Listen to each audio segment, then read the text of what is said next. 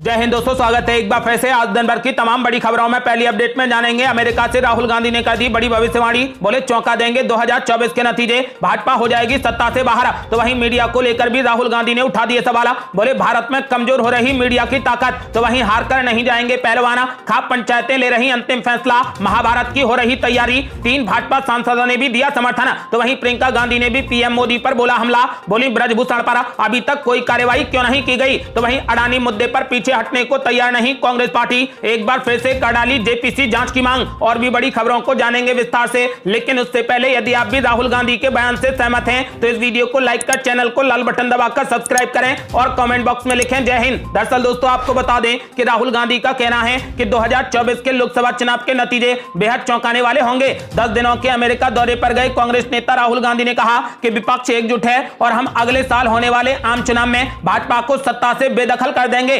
Washington के national press club में राहुल गांधी ने मीडिया से बातचीत करते हुए यह बात कही। उन्होंने कहा कि मैं मानता हूं कि अगले चुनाव में कांग्रेस पार्टी बहुत अच्छा प्रदर्शन करेगी। मुझे लगता है कि यह चुनाव लोगों को हैरान कर देगा। आप गणित लगा लीजिए, संयुक्त विपक्ष भाजपा को हरा देगा। देश के आम चुनाव में बमुश्किल 1 साल का ही वक्त बचा है और उससे पहले राहुल गांधी की यह भविष्यवाणी बेहद अहम है। राहुल गांधी ने अमेरिका से बड़ी भविष्यवाणी कर दी है। उन्होंने कहा कि 2024 के नतीजे चौंका देंगे और हम भाजपा को सत्ता से बेदखल कर देंगे।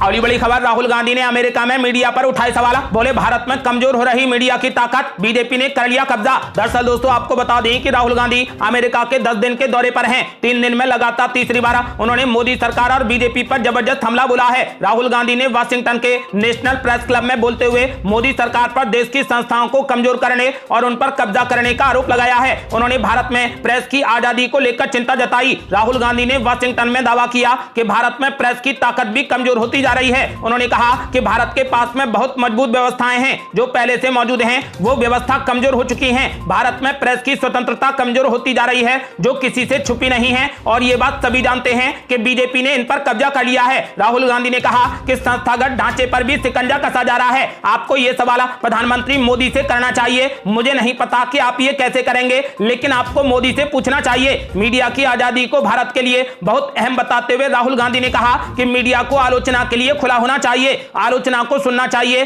और यही वो प्रक्रिया है जो लोकतंत्र का निर्माण करती है। उन संस्थाओं पर शिकंजा है जो भारतीय लोगों को बात करने की अनुमति देते हैं। राहुल गांधी ने मानहानि केस में मिली अपनी सजा को लेकर कहा कि 1947 के बाद मैं पहला ऐसा व्यक्ति हूं जिसे मानहानि के केस में सबसे ज्यादा सजा मिली है। किसी को भी ऐसी सजा नहीं दी गई, वो भी पहले अपराध पर। इससे यह साफ हो जाता है कि मेरे साथ में क्या हो रहा है। संसद में अडानी के बारे में मेरे भाषण के बाद मुझे अयोग्य करार दिया जाना काफी दिलचस्प है, इसीलिए आप गणित लगा सकते हैं। अमेरिका की यात्रा पर गए कांग्रेस नेता राहुल गांधी ने विपक्ष की एकता पर एक अन्य सवाल के जवाब में कहा कि विपक्ष काफी अच्छी तरीके से एकजुट है और ये अधिक से अधिक एकजुट हो रहा है। उन्होंने कहा कि हम सभी विपक्ष के साथ में बातचीत कर रहे हैं। उन्होंने ऐलान कर दिया है कि 2024 के नतीजे चौंकाने वाले होंगे और 2024 में बीजेपी को सत्ता से बेदखल कर दिया जाएगा। अगली बड़ी खबर, हार कर नहीं जाएंगे पहलवान, अंतिम फैसला लेंगे खाप महापंचायत, राष्ट्रपति से मिलेंगे किसान नेता। दरअसल दोस्तों आपको बता दें कि ब्रजभूषण शरण सिंह की गिरफ्तारी की मांग कर रहे पहलवानों को किसानों और खापों का समर्थन मिला है। किसान नेता राकेश टिकैत ने कहा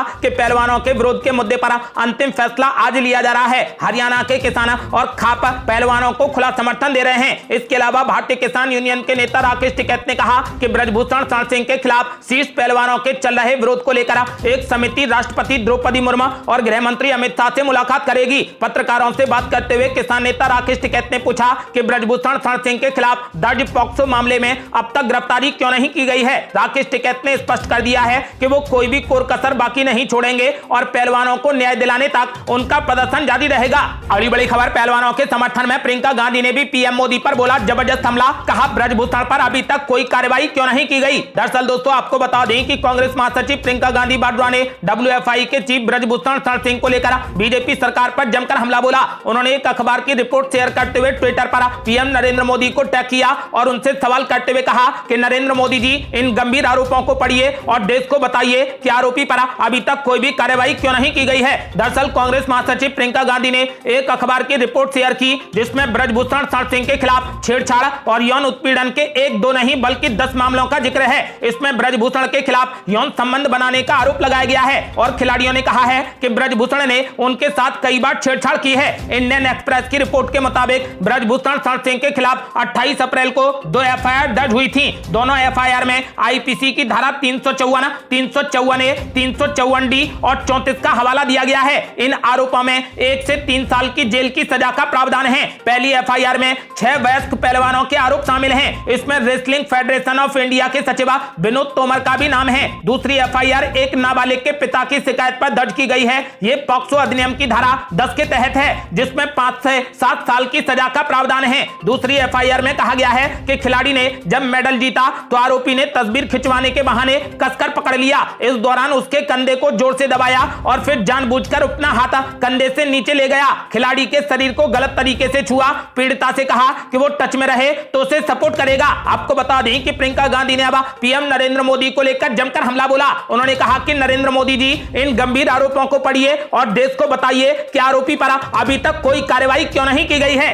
अगली बड़ी खबर, गौतम अडानी के मुद्दे पर पीछे हटने को तैयार नहीं कांग्रेस पार्टी। एक बार फिर से उठाई जेपीसी जांच की मांग, नई संसद में भी होगा बवाल। दरअसल दोस्तों आपको बता दें कि देश की मुख्य विपक्षी पार्टी कांग्रेस नई संसद भवन में भी अपनी पुरानी मांगों को लेकर आवाज उठाएगी। कांग्रेस महासचिव जयराम रमेश ने इस बात की जानकारी दी है। उन्होंने कहा कि संसद के आगामी मानसून सत्र में पार्टी अडानी मुद्दे को लेकर जेपीसी की मांग को दोहराएगी। जयराम रमेश ने कहा कि आज हम उन 100 सवालों से जुड़ी एक किताब को लॉन्च कर रहे हैं जो हमने अडानी मुद्दे पर फरवरी से अब तक प्रधानमंत्री मोदी से पूछे हैं। हम आगामी संसद सत्र में भी इन सवालों को पूछेंगे। जयराम रमेश ने ऐलान किया है कि पहले भी हमने संसद में अडानी मामले में जेपीसी जांच की मांग की थी। अब जब नई संसद में मानसून सत्र होगा तो भी हम वही जेपीसी जांच की मांग करेंगे। उन्होंने ऐलान कर दिया है कि बीजेपी और पीएम मोदी जेपीसी जांच से भाग नहीं सकते।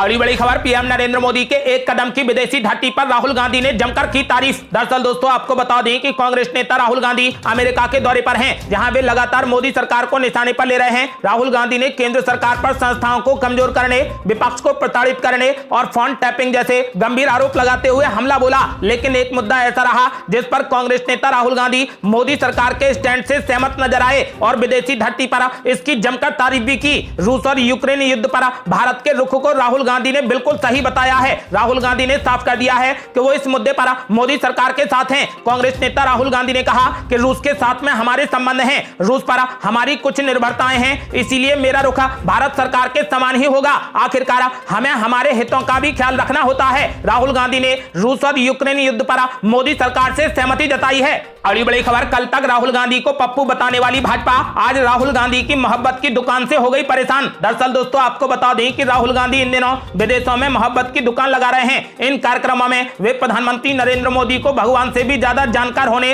और देश की संस्थाओं पर सरकार का कब्जा होने जैसे बड़े आरोप लगा रहे हैं। भाजपा उनके इन बयानों पर जबरदस्त हमला कर रही है और उन पर देश की छवि को खराब करने का आरोप लगा रही है। उसके दर्जनों बड़े नेता और केंद्रीय मंत्री राहुल गांधी के बयानों पर बयानबाजी कर रहे हैं। आपको बता दें कि इन नेताओं की आक्रामक प्रतिक्रिया ये बता रही है कि भाजपा राहुल गांधी के बयानों को लेकर काफी गंभीर हो गई है और वो बिना चूके उन सवालों का पूरा जवाब देना चाह रही है जिसे राहुल गांधी अपने कार्यक्रमों में उठाने की कोशिश कर रहे हैं। बड़ा प्रश्न यह है कि कल तक राहुल गांधी को पप्पू बताने वाली भाजपा आज उनके बयानों को लेकर इतनी गंभीर क्यों हो गई है? राहुल गांधी के बयानों पर भाजपा की आक्रामकता का कारण क्या है? मोहब्बत की दुकान का नारा भारत जोड़ो यात्रा के दौरान सबसे पहले सुनाई पड़ा था। माना गया था कि इसके जरिए कांग्रेस पार्टी उसी अल्पसंख्यक मुसलमान समुदाय को साधने की रणनीति बना रही थी जो कभी उसका सबसे बड़ा समर्थक वोटर वर्ग हुआ करता था। क्षेत्रीय दलों के उभार के बाद यह वर्ग अलग अलग दलों में बंट गया, लेकिन दोबारा खड़ी होने की पुरजोर कोशिश में जुटी कांग्रेस पार्टी अब पूरी शिद्दत के साथ इस वोट बैंक को दोबारा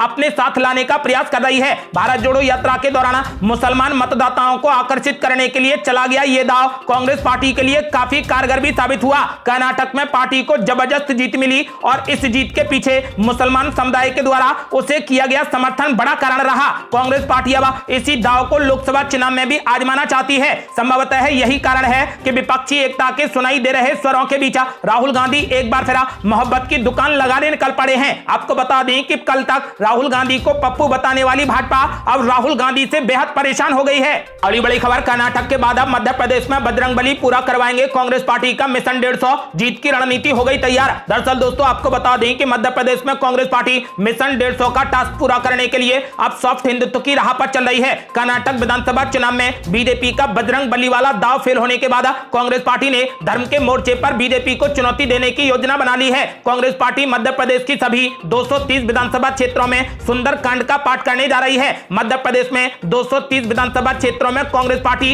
108 सुंदरकांड का पाठ करेगी। इसके साथ ही बड़े शहरों और कस्बों में श्रीमद् भागवत कथा का आयोजन होगा। कई विधानसभा क्षेत्रों में इसके अलावा शिव पुराण और रुद्राभिषेक का आयोजन भी किया जाएगा। हर हफ्ते मंगलवार और शनिवार के दिन सुंदरकांड का पाठ किया जाएगा, जिसमें मौजूदा विधायक, पूर्व विधायक, जनप्रतिनिधि से लेकर विधानसभा सीट के दावेदार भी शामिल होंगे। आपको बता दें कि कर्नाटक विधानसभा चुनाव में बम्पर जीत के बाद कांग्रेस पार्टी अब मध्य प्रदेश में सत्ता प्राप्त करने के लिए जोर लगा रही है। पार्टी के नेशनल लीडर राहुल गांधी ने मिशन 150 का टास्क यानी 150 सीटें जीतने का लक्ष्य निर्धारित कर दिया है, जिसे राज्य नेतृत्व को सौंप दिया है। राहुल गांधी के एमपी में 150 सीटें जीतने के दावे ने भी पार्टी में एक नया जोश भर दिया है। इसी के चलते मध्य प्रदेश कांग्रेस कमेटी ने धर्म के मोर्चे पर भी बीजेपी को घेरने की विशेष रणनीति तैयार कर ली है। मध्य प्रदेश के सभी 230 विधानसभा क्षेत्रों में सुंदरकांड का पाठ करने की घोषणा इसी रणनीति का हिस्सा है। अगली बड़ी खबर, बीजेपी को फेल करने के लिए अखिलेश यादव ने ले लिया बड़ा फैसला। भाजपा के 30 दिन वाले अभियान के बदले 90 दिन का खेल दिया बड़ा दाव। दरअसल दोस्तों आपको बता दें कि भारतीय जनता पार्टी ने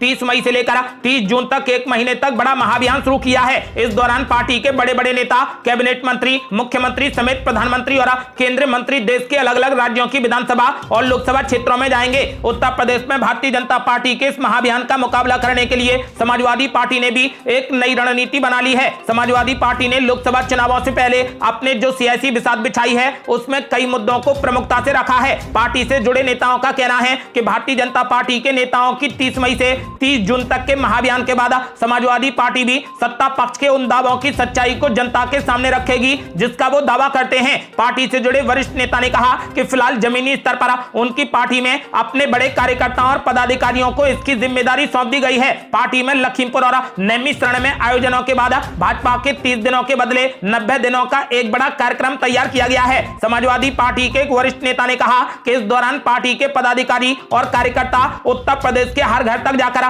भारतीय जनता पार्टी के उन दावों की तहकीकात करेंगे जिनका पार्टी 30 मई से लेकर 30 जून के बीच में दावा करने हर घर पहुंच रही है। आपको बता दें कि इस बार समाजवादी पार्टी बड़ी मजबूती के साथ लोकसभा का चुनाव लड़ने जा रही है। अगली बड़ी खबर, विपक्षी एकता की पहली बैठक से पहले असमंजस में कांग्रेस पार्टी तारीख बढ़ाने की कर रही मांग। दरअसल दोस्तों आपको बता दें कि विपक्ष वर्ष 2024 के लोकसभा चुनाव में एकता को लेकर बेहद उत्साहित है। बिहार के मुख्यमंत्री नीतीश कुमार की अध्यक्षता में 12 जून को होने वाली इस बैठक में विपक्ष के कई बड़े नेताओं के हिस्सा लेने की उम्मीद है, लेकिन इसको लेकर कांग्रेस पार्टी असमंजस में है। अभी तक ये तय नहीं है कि पार्टी की तरफ से बैठक में कौन शामिल होगा। उम्मीद है कि बैठक में सीट बंटवारे को लेकर भी चर्चा हो सकती है, लेकिन कांग्रेस पार्टी इस पर जल्दबाजी में कोई भी निर्णय लेने के हक में नहीं है। जदयू के वरिष्ठ नेताओं ने कहा है कि 12 जून की तारीख कांग्रेस अध्यक्ष मल्लिकार्जुन खड़गे और राहुल गांधी से चर्चा करने के बाद ही तय की गई थी। उन्हें बताया गया था कि राहुल गांधी 10 जून तक विदेश यात्रा से लौट आएंगे, लेकिन बैठक में पार्टी की ओर से कौन हिस्सा लेगा यह तय नहीं हो पाया है। कांग्रेस पार्टी के रणनीतिकार मानते हैं कि विपक्षी एकता की मुहिम में 12 जून की बैठक बेहद अहम साबित होने वाली है। सूत्रों का कहना है कि कांग्रेस पार्टी ने बैठक की तिथि को आगे बढ़ाने का आग्रह किया है, लेकिन जदयू ने तर्क दिया है कि पहली बैठक है, इसीलिए इसे टालना उचित नहीं है, इसीलिए यह बैठक 12 जून को ही होगी। ये थी अब तक की बेहद बड़ी खबरें। ऐसी ही ताजा खबरों को पाने और हमसे जुड़ने के लिए चैनल को लाल बटन दबाकर सब्सक्राइब करें और घंटी बटन भी दबा दें। जल्दी मिलते हैं बड़ी अपडेट के साथ, तब तक के लिए जय हिंद, जय भारत।